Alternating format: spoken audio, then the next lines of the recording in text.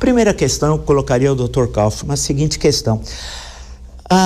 É possível dizer que até o momento, doutor, um princípio básico, basilar da Constituição de 1988, que é a garantia plena de defesa, numa linguagem não necessariamente jurídica, mas adaptando, a garantia plena de defesa, o exercício pleno de defesa tem ocorrido ou há alguma forma de coação que interfere no direito básico numa sociedade democrática e numa cidadania democrática, que é a ampla defesa. E obrigado por ter aceito o nosso convite. Eu que agradeço, Vila, muito boa noite, um prazer estar aqui com você.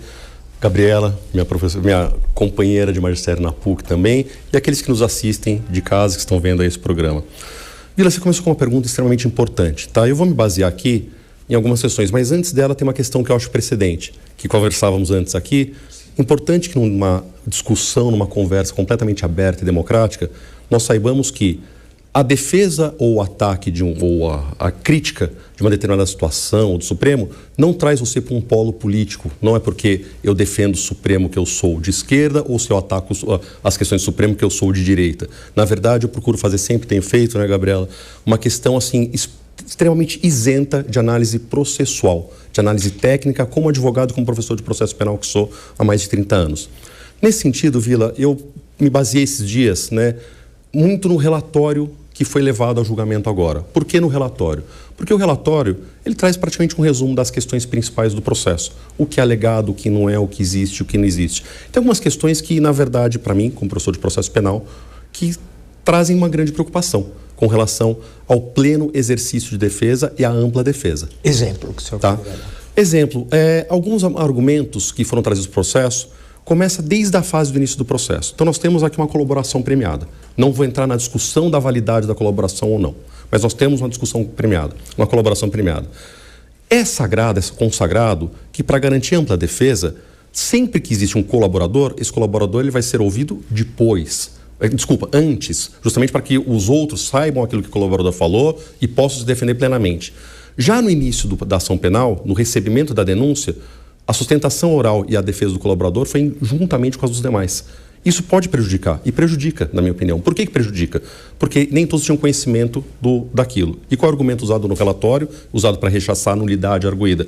Não, porque essa necessidade do colaborador falar depois, ela só existe depois da ação penal. Sim, ela existe depois da ação penal na lei. Mas, na verdade, é um princípio basilar, um princípio básico de ampla defesa, que toda e qualquer acusação, ela vem antes da defesa. Então, se o colaborador faz uma acusação, ele tem que falar antes da defesa. Começa daí. A questão do acesso às provas está muito discutido e está sendo muito trazido pelas defesas ou pelas partes, a questão de acesso à prova. Porque é o seguinte, isso tem acontecido muito no nosso sistema, né? Eu sou da época que nós tínhamos aí as provas, quando você tinha uma investigação, um processo, as provas eram colhidas num papel e elas eram anexadas ao procedimento principal, eram os apensos que estavam lá. Isso era mandado para o Ministério Público tinha as provas, oferecia uma denúncia com base nas provas ou não, né? Ele usava as provas que ele queria, mas a defesa tinha acesso a todas as provas que estavam lá. Hoje em dia, com os meios eletrônicos, você não tem acesso a tudo que foi produzido. E são terabytes de provas, nem sei como falar tudo isso. Então, o que acontece? Você pega também do relatório, dizendo o seguinte, não houve cerceamento de defesa, porque a defesa, desde o início, teve acesso às provas utilizadas pelo Ministério Público.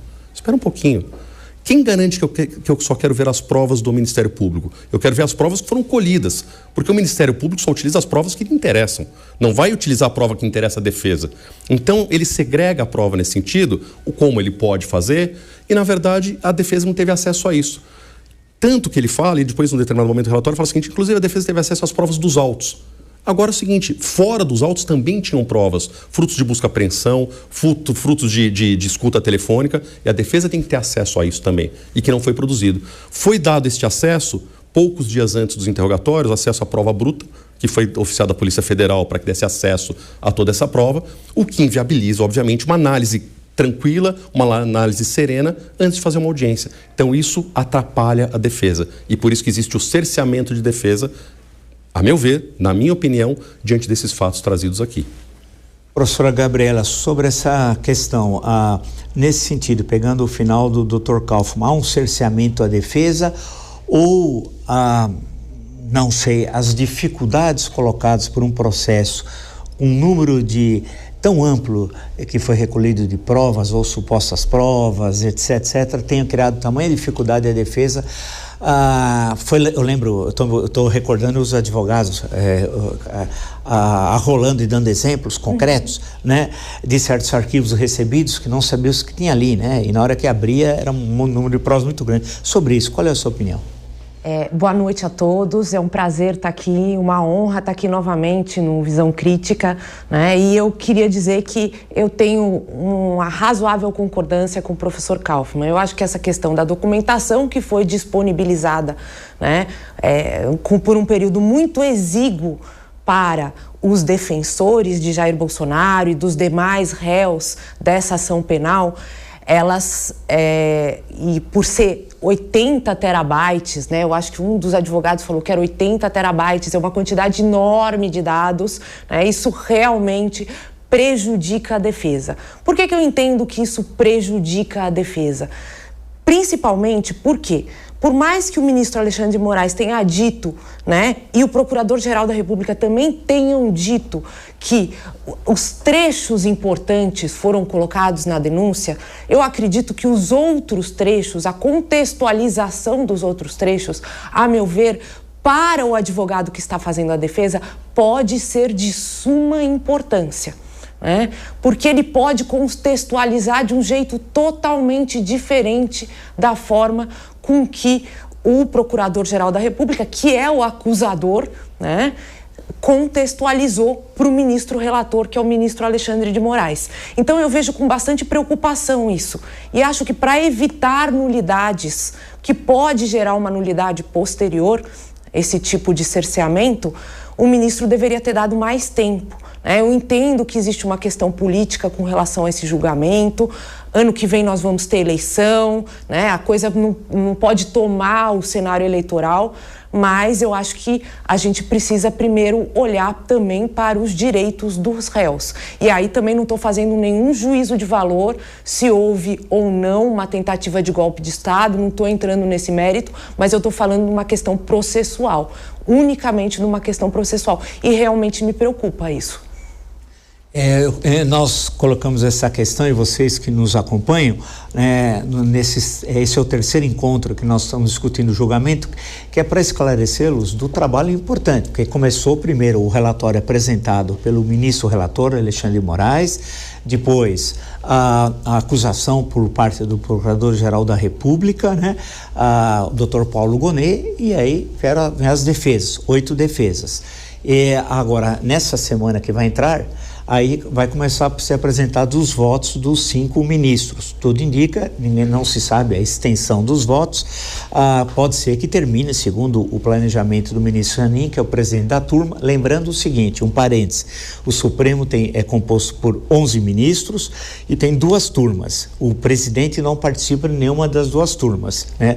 A turma 1 é a primeira turma e a segunda turma. No caso, por razões até regimentais, não é uma conspiração, isso está lá no regimento, né? É importante ver isso, está no regimento do Supremo Tribunal Federal, por isso que é jogado por essa turma. Eu digo isso porque acompanhei para e passo a ação penal 470 e lá a questão foi distinta, mas não se compara em hipótese alguma, e eu não sou jurista, mas basta ter um mínimo de compreensão, a ação penal 470 com a ação penal 2668. São questões totalmente diferentes colocadas, né, que não se compara àquele processo que inicialmente tinha 40 réus, depois 38 e terminou depois de um longo período com 25 sentenciados. Bem, o nosso convidado, o doutor André Marcília, advogado criminalista, eu vou colocar a questão ao doutor, que é o seguinte: nós estamos discutindo, eu coloquei de forma muito genérica, tanto ao doutor Kaufmann quanto ao doutor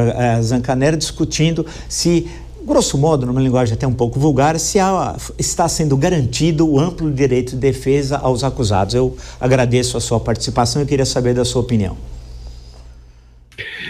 Boa noite, Vila. Cumprimento a você, a todos os demais convidados. Nós estamos. Olha, eu entendo que sim, estava ouvindo até as demais falas, no sentido de que, enfim, as provas não foram todas ofertadas, né? As defesas ou foram ofertadas em cima da hora ou aos bocados e não se retornou o prazo devido a elas, e eram 70 terabytes, enfim, fica difícil até a gente entender o que é isso, né, da quantidade de documentos que existe. Eu venho até trazer um dado aqui, pessoal. Eu não atuo em nenhum desses casos, mas eu fui o primeiro advogado desses inquéritos todos das fake news, quando em 2019 a revista Cruzoé sofreu uma censura do STF com aquela famosa capa, o amigo do amigo de meu pai, e eu fui o primeiro advogado. Veja, até hoje eu não tive acesso à íntegra dos autos, até hoje não se sabe exatamente se o fundador... Por isso que nós vamos indicar, e não pense que termina no dia 12, eu falei termina no dia 12 essa fase, por aí ó, tem uma longa história que vai percorrer todo esse ano, e as interpretações vão continuar durante muito, muito tempo, assim como foi da ação penal 470.